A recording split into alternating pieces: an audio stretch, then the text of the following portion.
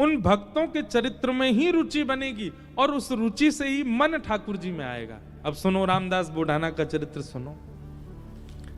रामदास बोढ़ाना हर एकादशी आते थे द्वारिका, और उनका नियम क्या था? रात भर जागरण। एक तो पैदल चल करके आते थे डाकोर जी से अहमदाबाद के पास। आज भी यहां से बाय रोड जाओगे तो आपको 5 से 6 घंटे लगेंगे। उस काल में रामदास बोढ़ाना पैदल चल के आते थे, कितने दिन लगते थे उनको। और ऐसी तिथि पर आते थे कि 10वीं को यहां पहुंच जाते और गोमती सागर में स्नान करते। गोमती सागर में स्नान करने के बाद किसी द्वारिकावासी से या मंदिर की भिक्षा ग्रहण करके और कीर्तन में बैठ जाते, और कीर्तन करते करते करते एकादशी को प्रारंभ करते, और एकादशी होते ही ठाकुर जी का दर्शन करते। उनका नियम था ये। और फिर दर्शन करके फिर पैदल जाते, और पैदल वहां पहुंचते, बस 1-2 दिन वहां रुकते। इतने में फिर दूसरी एकादशी का समय आता, फिर पैदल आते, फिर यहां आके दर्शन करते। मतलब उनका जीवन यही था, बस पैदल आना जाना, द्वारिकाधीश का दर्शन करना।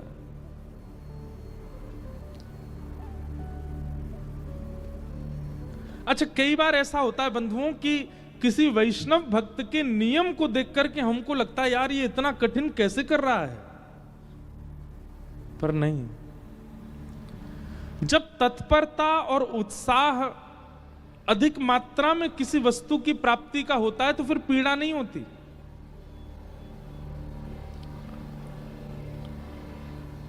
ध्यान से सुनिएगा बात को।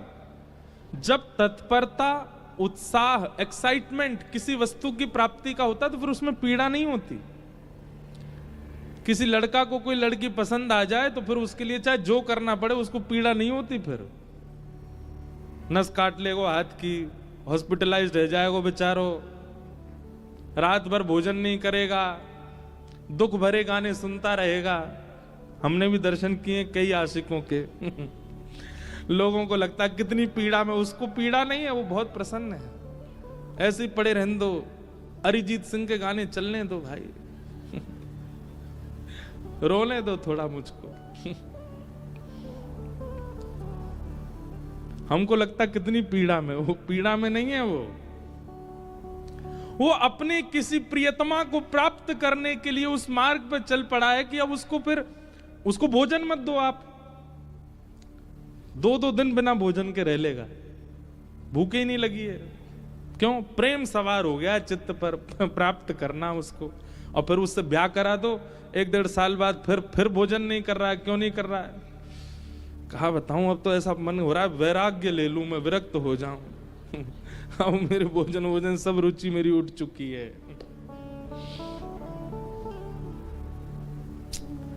पर यही अंतर है, संसार की किसी वस्तु की प्राप्ति में भी आप तत्परता दिखाते हैं, पर उस वस्तु की प्राप्ति के बाद कहीं ना कहीं आपकी जो तत्परता पहले थी ना वो घट जाती है। पर वही भगवत मिलन की तत्परता जब होती है ना, तो मिलन के बाद भी तत्परता बनी रहती है। और मिलन के बाद भी, ठाकुर जी से मिलन के बाद भी तत्परता आपकी नहीं बनी तो इसका मतलब ठाकुर जी मिले ही नहीं। यहां तत्परता कभी समाप्त तो नहीं होती। संसार में और ठाकुर जी में यही अंतर है, यहां तत्परता अखंड रहती है और वहां खंड खंड खंड हो जाती है। और वस्तु की प्राप्ति में जो तत्परता, उसमें फिर कष्ट पीड़ा का अनुभव नहीं होता, फिर तो अच्छा लगता है।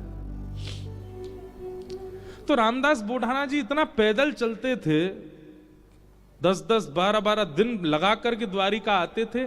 लोगों को लगता था अरे राम कितना कठिन, पर उनको वो पीड़ा का अनुभव नहीं होता, तो वो तो बड़े प्रसन्न रहते थे। कई लोग मैंने देखा वो एकादशी के दिन अन्न का त्याग रखते हैं।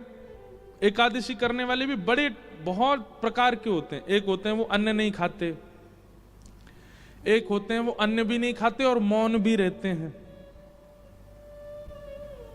एक होते हैं वो अन्न नहीं खाते फलाहार करते हैं। और दिन तो 3 बार भोजन करते थे, एकादशी वाले दिन 5 बार करते हैं। उस दिन फलाहार, हम फलाहार कर रहे हैं ना, कुटू की पकौड़ी, कुटू कचौड़ी, ये वो 5 बार खाते हैं। पर कई लोग बड़ा कठिन भी करते हैं। वो कैसे करते हैं?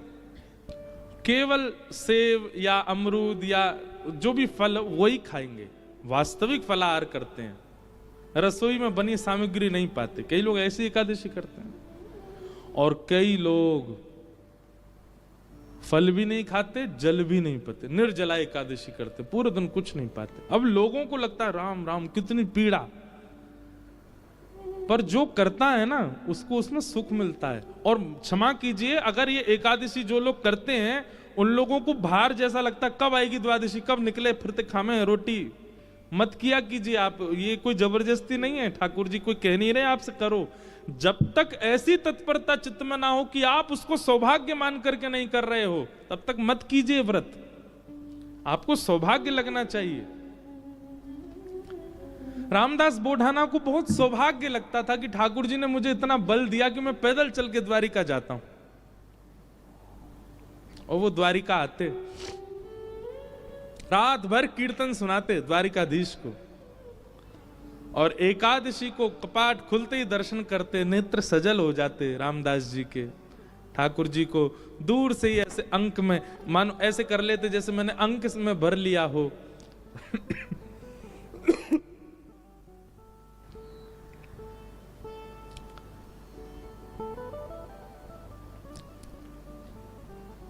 ठाकुर जी दया आ गई एक दिन,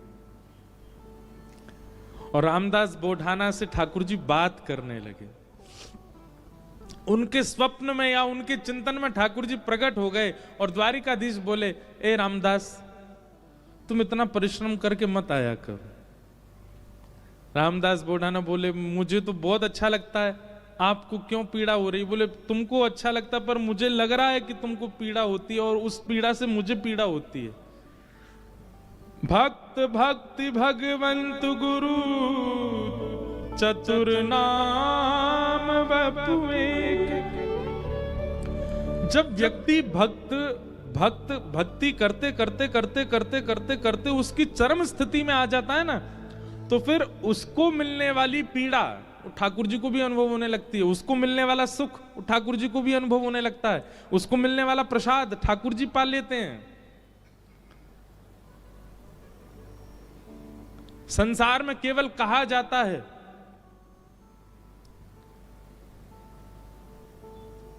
लेकिन यहां वास्तविक होता है कि आप पाओगे पेट उनका भरेगा और ठाकुर जी पाएंगे पेट आपका भरेगा। कितने ऐसे प्रसंग मैं आपको सुना दूं।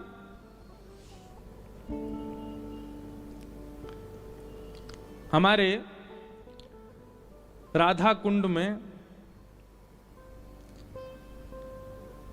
रघुनाथ दास जी षड गोस्वामी हुए अपने गौड़िया वैष्णव परंपरा में, उसमें एक रघुनाथ दास जी थे। बहुत अच्छी अच्छी लीला है रघुनाथ दास जी की। तो रघुनाथ दास जी का नियम था, केवल फलाहार करते थे। धीरे धीरे धीरे उन्होंने फलाहार भी छोड़ दिया, केवल दूध पीने लगे। धीरे धीरे उन्होंने वो भी छोड़ दिया, एक एक करुआ केवल छाछ पीते थे, उसी से पूरा दिन निकालते थे। एक दिन वो बहुत जोर से बीमार पड़ गए। कोई उनको देखने के लिए वैद्य आया। वैद्य ने आकर के जैसे देखा, पहले तो नाड़ी पकड़ के वैद्य बता देते थे क्या रोग है, तो नाड़ी पकड़ के देखा तो वैद्य बोला इनका पेट खराब हो गया है, अपच हो गई है। तो वहां जितने लोग खड़े थे वो सब बोले ये तो केवल छाछ पीते हैं, इनको अपच कैसे हो गई? केवल छाछ पीने वाले को अपच कैसे हो सकती है? तो उस समय गोसाई श्री विठलनाथ जी, जिन्होंने श्रीनाथ जी की सेवा मतलब वल्लभाचार्य जी के पुत्र गोसाई श्री विठलनाथ जी, वो गोवर्धन में ही विराजते थे। उनको पता चली कि रघुनाथ दास जी बड़े बीमार हो गए, तो वो भी मिलने आए। मिलने तो आए, लेकिन व्यंग में आके बोले, हे रघुनाथ, हमने तो सुना था कि तुम केवल छाछ पीते हो, पर वैद्य से पता चला तुमको अपच हो गई है। इसका मतलब चोरी चुपके खूब माल उड़ाते हो, खूब धुआंधार जो है मालपुआ उड़ाते हो, तभी तुमको अपच हो गई है। रघुनाथ दास जी बोले, नहीं मैं तो छाछ ही पीता हूं। बोले, फिर तुमको अपच कैसे हो गई? बोले, मैं तो प्रत्यक्ष रूप से छाछ पीता हूं, पर जब मैं मानसी में जाता हूं, नेत्र बंद करके चिंतन में जाता हूं, वहां प्रिया प्रियतम 56 भोग खिलाते हैं, उससे अपच हो गई मेरे को। और वो अपच प्रत्यक्ष में दिखने लगी। अब सोचो, इस बात पर पढ़े लिखे लोग विश्वास नहीं करेंगे, पर यह वास्तविकता है।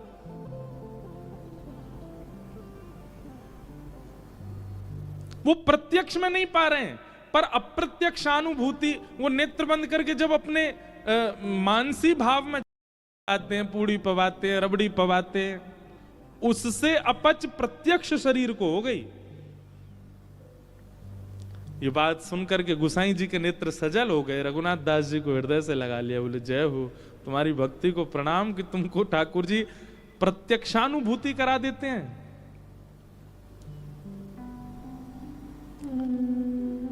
रामदास बोढ़ाना ठाकुर जी से बोले, भगवान मुझे पीड़ा नहीं है, मुझे बहुत सुख मिलता है। भगवान बोले, तुमको पीड़ा नहीं, पर तुम्हारी पीड़ा हमको लगती है, इसलिए तुम मत आया करो।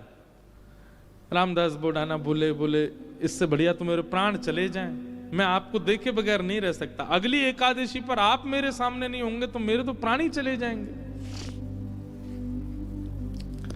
भगवान बोले, काम करें? बोले क्या?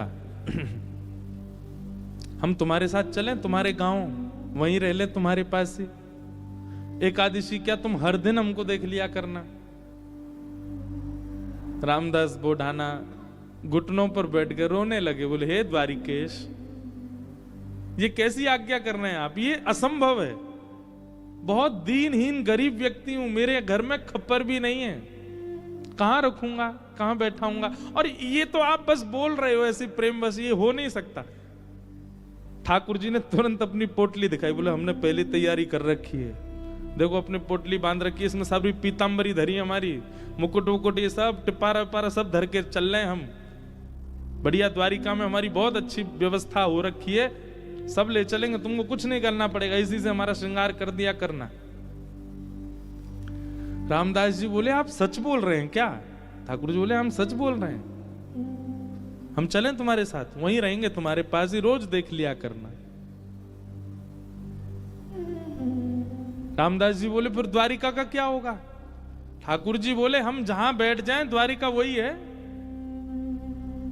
और रही बात, जब एक साथ हम 5 रूप धारण, हजारों रूप धारण कर सकते हैं, तो 2 रूप भी धारण कर लेंगे।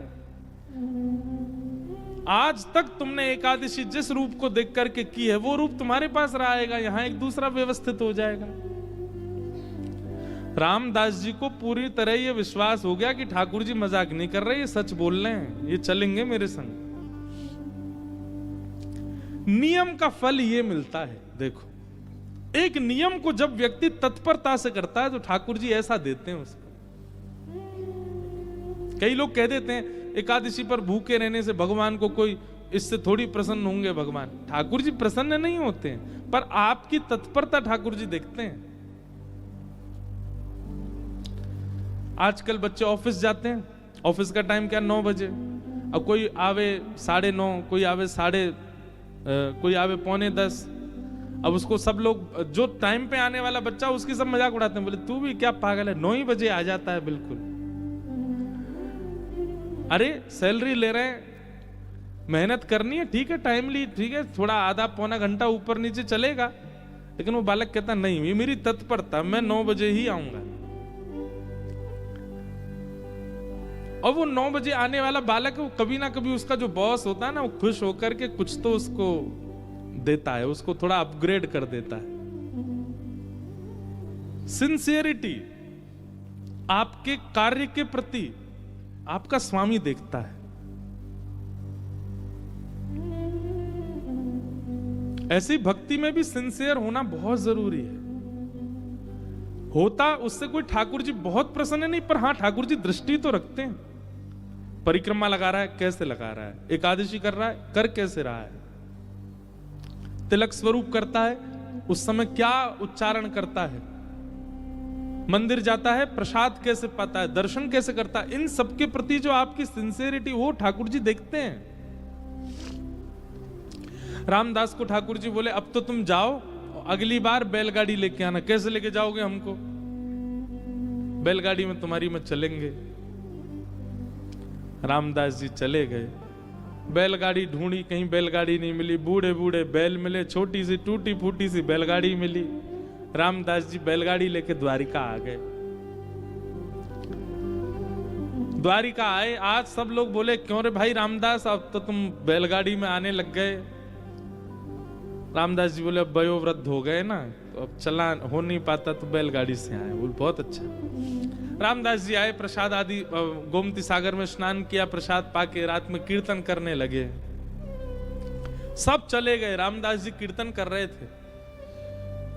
अचानक से एक कपाट खुला ठाकुर जी का। अभी तक तो ठाकुर जी चिंतन में बात कर रहे थे रामदास से, पर रामदास जी ने नेत्र खोल करके देखा तो स्वयं द्वारिकाधीश अपनी एक भुजा में तो पोटली उठा रखी है और एक भुजा से किवाड़ खोल रहे हैं और दो भुजाओं से बढ़िया संग चक्र आदि सब समेट रखे हैं। ठाकुर जी ने मुकुट उकुट सब भर रखे हैं। और रामदास बोले कहां तेरी बैलगाड़ी, जल्दी बता चलें। जैसे कोई भागता है घर छोड़ के, ऐसे ठाकुर जी भाग रहे थे।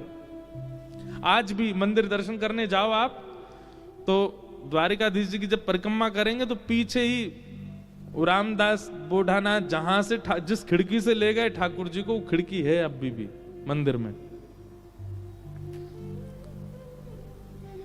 ठाकुर जी निकल के बाहर आ गए।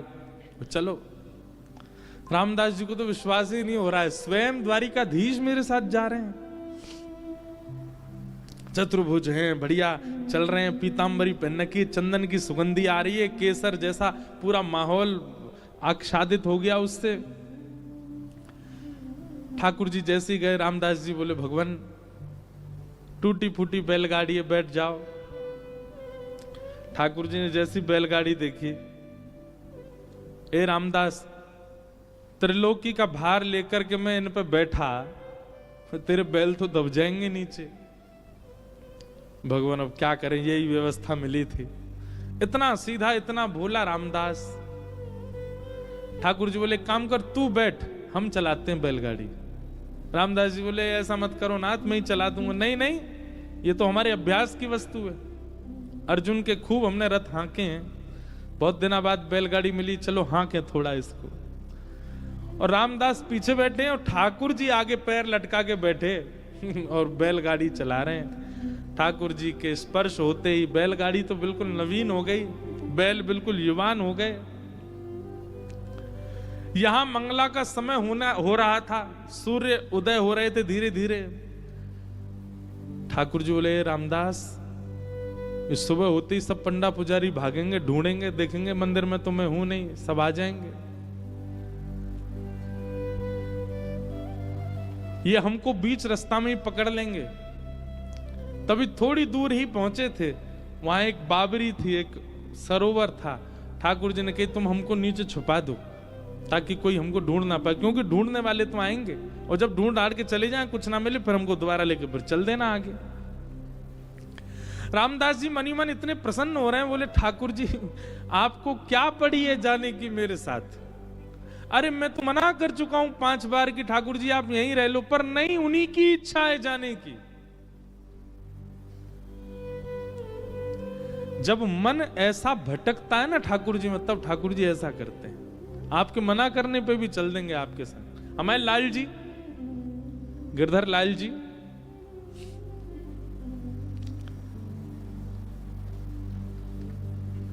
ये ऐसे ही आए हमारे पास। जब प्राप्त हुए थे ना, तो एक बार मैंने तो, अब बोलने में अटपटा लगता है, पर एक बार मैंने तो यही कहा कि मुझे तो श्रृंगार आता नहीं, मुझे सेवा आती नहीं, कैसे करूंगा, कैसे संभालूंगा, कैसे इनकी नथ बेसर धराऊंगा, कैसे इनके नेत्र श्रृंगार, कैसे मुकुट पाक कैसे बनाऊंगा। ये अभी जो ये स्वरूप दिखा आपको, दिखा उसमें, ये साल में एक बार हमारे गिरधर लाल जी जगन्नाथ जी बनते हैं, ये तब का स्वरूप है। रथ यात्रा वाले समय पर ठाकुर जी को जगन्नाथ, और जो वैसे रूप है वो वाला भी दिखाओ जो सामान्य है।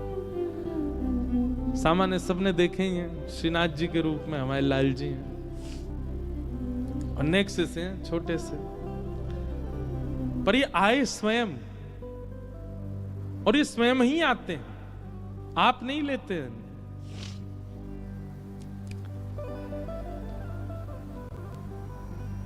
रामदास नीचे बावरी में ले जाकर के द्वारिकाधीश जी को छुपा दिया। पीछे से सब पुजारी दौड़े दौड़े आए, देखा तो रामदास जी धीमे धीमे अपनी बैलगाड़ी चला रहे हैं, सबने रोक लिया, बोले ए रुको, तुम ही थे रात भर मंदिर में, ठाकुर जी कहाँ गए हमारे? रामदास जी बोले मुझे तो नहीं पता, दिखाओ। सब देखा, बैलगाड़ी में कुछ नहीं। तभी एक बैलगाड़ी के छोड़ पर ठाकुर जी की पीतांबरी का एक भाग चिरा हुआ फटके इरज गया। अच्छा, ये सब लीला भी ठाकुर जी जानबूझ के ही करते हैं, क्योंकि कहीं ना कहीं कुछ ना कुछ ठाकुर जी को दूसरों को संकेत कराना है। ठाकुर जी की पीतांबरी का वो अंग वस्त्र जैसे ही मिला, सब लोगों ने रामदास जी को पकड़ लिया, बोले ठाकुर जी तेरे संग ही हैं, तभी तो ये चीरा फटा हुआ है यहां पर, कहां है जल्दी बता। उन्होंने मना किया तो सबने उनको मारना शुरू कर दिया, इतना मारा, इतना मारा, इतना पीटा, बेचारे अधमरे से हो गए, बस श्वास चल रही है, बाकी तो नेत्र बंद हो गए, सुध बुध चली गई, गिर गए धरती पर। पुजारियों ने देखा, बोले ये तो अधमरा हो गया, ठाकुर जी कहां हैं, ढूंढो। पास ही सरोवर था, उस बावरी में जाकर के जैसे ही देखा तो बावरी का जो जल था वो रक्त मंडित हो गया, पूरा जल रक्त से भर गया। देख करके सब लोग घबरा गए, सारे ब्राह्मण बोले ये जल इसका कैसे हो गया, ये जल आ कहां से, ये रक्त आ कहां से रहा है। दौड़ करके जाके देखा तो एक जगह ठाकुर जी विराजमान थे, और जहां जहां रामदास जी को डंडे मारे गए वहां वहां श्री द्वारिकाधीश जी के श्री अंग पर भी डंडे के निशान, और हर स्थान से रक्त निकल रहा था।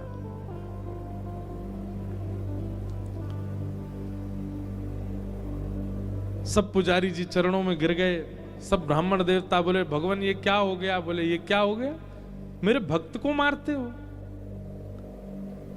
मेरी इतनी आराधना करी, मेरी इतनी सेवा करी, इतना अर्चन किया, उसके बाद भी ये नहीं समझ पाए कि मेरे भक्त और मुझ में कोई अंतर नहीं है। सब क्षमा याचना करने लगे। ठाकुर जी बोले अब कुछ नहीं होगा, अब तो हम रामदास के साथ ही जाएंगे और वहीं रहेंगे। और ठाकुर जी सब देखते रह गए, लेकिन रामदास जी के साथ में ऊपर आए ठाकुर जी, और आकर के रामदास जी को जैसे हृदय से लगाया, सारे घाव ठीक हो गए, और कहा ले चलो हमको। ठाकुर जी गए सीधे और डाकोर जी में जाकर के रामदास जी के यहाँ विराजमान हो गए, और उनका नाम पड़ा रण छोड़ राय भगवान। बोलो रण छोड़ राय भगवान की। उनके यहाँ ठाकुर जी विराजे। सब ब्राह्मणों ने जाकर के निवेदन किया, भगवान से प्रार्थना की, बोले प्रभु आप द्वारिका छोड़ के यहां चले आए, और द्वारिका का कैसे अब भरण पोषण होगा, इतने दर्शनार्थी आएंगे, सब होगा कैसे चलेगा। और सबसे बड़ी बात, ये सारे ब्राह्मण ये सब आपके द्वारा बसाए हुए हैं द्वारिका में, इन सब का जीवन भरण पोषण सब आपसे चलेगा, और आप ही चले गए, अब हम कैसे अपने खाएं पिए, क्या करें, हमारा जीवन यापन कैसे होगा। ठाकुर जी बोले बस यही अंतर है, भक्त कभी भी ये नहीं पूछता कि मेरा जीवन यापन कैसे होगा, वो यही पूछता है कि आप कैसे मिलोगे।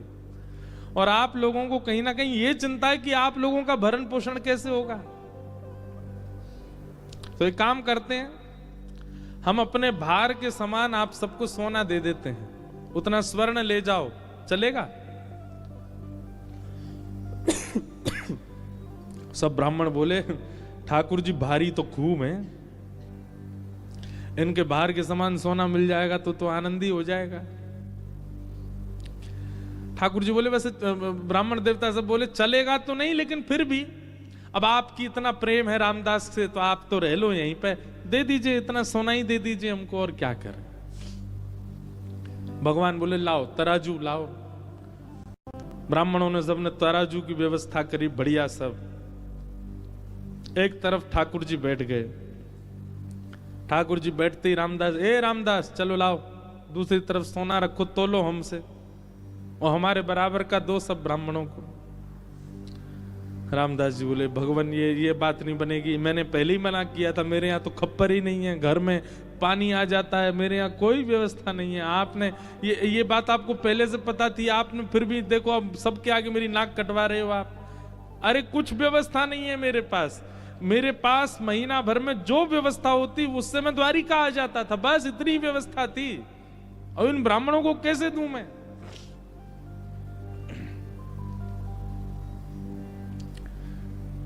ठाकुर जी बोले तुम्हारी गृहिणी के कान में एक बाली है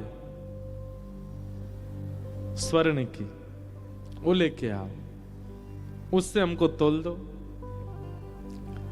रामदास जी बोले बाली से तोलना? बोले हाँ उसी से तोलो, अभी हम चमत्कार दिखाते हैं। रामदास जी गए अपनी पत्नी के कान से बाली निकलवा के लिए आए, और जैसे ही रखा तराजू में तो वो तो नीचे चली गई, ठाकुर जी ऊपर आ गए, बिल्कुल लटक गए ऊपर ही। और सब ब्राह्मणों से बोले लीजिए, हमने तो कही थी बराबर का सोना, ये हमसे ज्यादा है, देखो हम ऊपर चले गए, ले जाओ इसको। आप बहुत बाली और इससे आप इतने हल्के हो गए,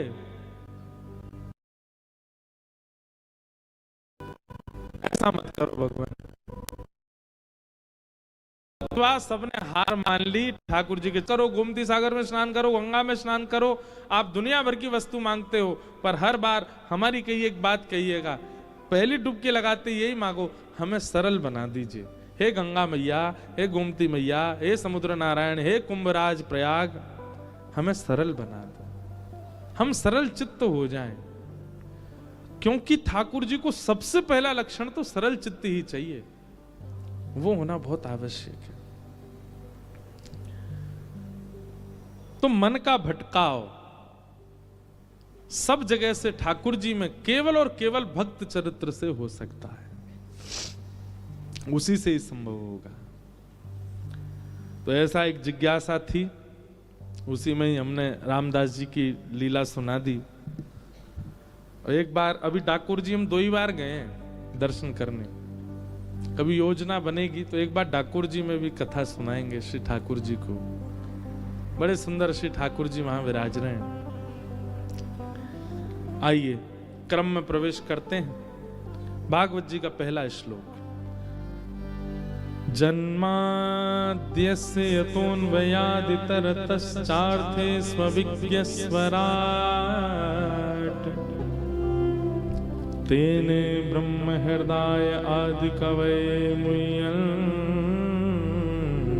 यत्सूरयः तेजो वारि मृदां यथा विनिमयो यत्र त्रिसर्गो मृषा धाम्ना स्वेन सदा निरस्तकुहकं सत्यं परम धीमहि। एक बात और, जैसे अभी हमने सुना कि सरल चित्त ठाकुर जी को प्रिय है, ऐसे ही सत्य आचरण करने वाला भी ठाकुर जी को बहुत प्रिय है। एक सत्य के प्रति आचरण की भावना चित्त में लाओ। जैसे आजकल बच्चे चैलेंज देते हैं अपने आप को, 30 डेज चैलेंज, 60 डेज चैलेंज, ऐसे चैलेंज करते हैं, बोले उतने दिन हम ये काम बेनागा होके करेंगे, उसको सोशल मीडिया पे डालते हैं। फिर आप 30 डेज चैलेंज लो, 30 दिन का एक चैलेंज ले लो, क्या झूठ नहीं बोलेंगे। एक चीज समझ लीजिएगा, जैसे ही आप ये चैलेंज लोगे ना, सबसे पहले ठाकुर जी कमर कसेंगे, रुक जा बेटा मैं आऊं, रुक। ऐसे ऐसे कारनामे ठाकुर जी आपके सामने प्रकट कर देंगे कि आपको झूठ बोलना ही पड़ेगा। पर अगर चाहे आपका पूरा घर ही क्यों ना डूब रहा हो, आपने ये संकल्प ले लिया कि नहीं सत्य ही बोलना है, और आप बोलने लगे, उसी सत्य से ही आपको ठाकुर जी मिल जाएंगे। बहुत सरल है, 30 दिन में ठाकुर जी मिल जाएंगे, करो ये काम, हम सत्य बोलेंगे बस। लेकिन हम कलयुगी जीव में बहुत चतुर हैं हम लोग। हमारी चतुराई पता कैसी है? जिस दिन हमको लग रहा होगा कि आज सत्य बोलने से हमारा घर लुट जाएगा, हम उस दिन कह देंगे आज तो हमारा मौन है, हम बोलेंगे ही नहीं, चुप हैं। और बहुत बड़े बड़े लोग हैं, वो कहते हैं, कहते हैं ठीक है 30 दिन का चैलेंज हम स्वीकार करते हैं, 30 दिन तक मौन ही रहेंगे, बोलेंगे ही नहीं, चुप। मैं तो किया भी एक अनुष्ठान मौन का, और तभी से हमारा नियम है कथा के आने से पहले और कथा के जाने के बाद मौन रहते थोड़ी देर। हम लोग तो बड़े चतुर हैं, कई लोग तो चैलेंज एक्सेप्ट कर भी लेंगे, ठीक है महाराज जी 30 दिन का हमने किया, असत्य नहीं बोलना है ना, ले लो, मौन ही रहेंगे, झूठ क्या बोलना है, चुप रहेंगे बिल्कुल। पर आप ये 30 दिन के लिए धारण करके देखो कि हमें सत्य ही बोलना है। बहुत चैलेंजेस आएंगे, हर दिन एक नया एक ऐसी बात आएगी कि आपको झूठ बोलना ही पड़े, पर आप मत बोलना। 30 दिन अगर आपने इस नियम का पालन कर लिया, हो सकता है बहुत कुछ बदल जाए जीवन का, पर ठाकुर जी मिल जाएंगे 30वें दिन। केवल सत्य में इतनी ताकत है, सत्यम परम धीमहि, साक्षात सत्य स्वरूप है ठाकुर जी। श्रीमद् भागवत के प्रारंभ में, मध्य में और अंत में भगवान का नाम नहीं लिया गया। ठाकुर जी को वंदना कैसे कर रहे हैं? सत्यम परम धीमहि, परम सत्य को हम वंदन करते हैं। श्रीमद् भागवत जी के मध्य में क्या कहा जाता है? सत्य प्रतम सत्य परम त्रिसत्यम सत्यस्य योनिम निहितम च सत्य सत्यस्य सत्य अमृत सत्य नेत्रम सत्यात्मकम त्वाम शरणम प्रपन्ना। सत्य सत्य सत्य सत्य सत्य 9 बार सत्य कहा। और भागवत जी के विश्राम में 18,000 श्लोक पूर्णता होने पर भी सत्यम परम धीमहि, हम परम सत्य को वंदन करते हैं। 3 बार यदि किसी बात को कह दिया जाए तो सिद्ध हो जाती है। ठाकुर जी को 3 बार आदि मध्य और अंत में सत्य कहा। इसका मतलब ठाकुर जी सत्य हैं।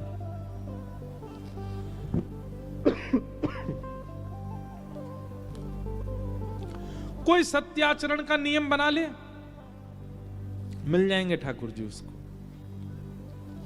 पर याद रहे, बहुत कुछ छूटेगा, बहुत कुछ लूट सकता है, बहुत कुछ अलग हो सकता है। इसलिए इस चैलेंज को लेने से पहले इस चीज का ध्यान रखिएगा। भगवत प्राप्ति के पथ पे जब आप चलना प्रारंभ करते हैं ना, तो आपके जीवन में आने वाली परीक्षा कोई और नहीं लेता, स्वयं ठाकुर जी ही लेते हैं। ठाकुर जी ही लेते हैं। जिसने उंगली पकड़ के चलना सिखाया वही मां एक दिन उंगली छोड़ती है। बालक उस समय घबरा जाता है, इन्होंने मुझे क्यों छोड़ दिया, मैं गिर जाऊंगा। पर नहीं, वो मां इसीलिए छोड़ती है, परीक्षा लेती है, अब ये चल पा रहा है कि नहीं, अब ये चल पाएगा कि नहीं। गिरता है, पड़ता है, उठता है, रोता है, लेकिन फिर भी मां उसको एकांत छोड़ती है ताकि चलना सीखे। ठीक वैसे ही भक्ति पथ पर जब आप चलते हैं और किसी नियम संकल्प के साथ जब आप चलते हैं, है वो भक्ति का पथ, तो वहां आने वाली परीक्षा भी ठाकुर जी ही लेते हैं, आपको और सुदृढ़ बनाने के लिए।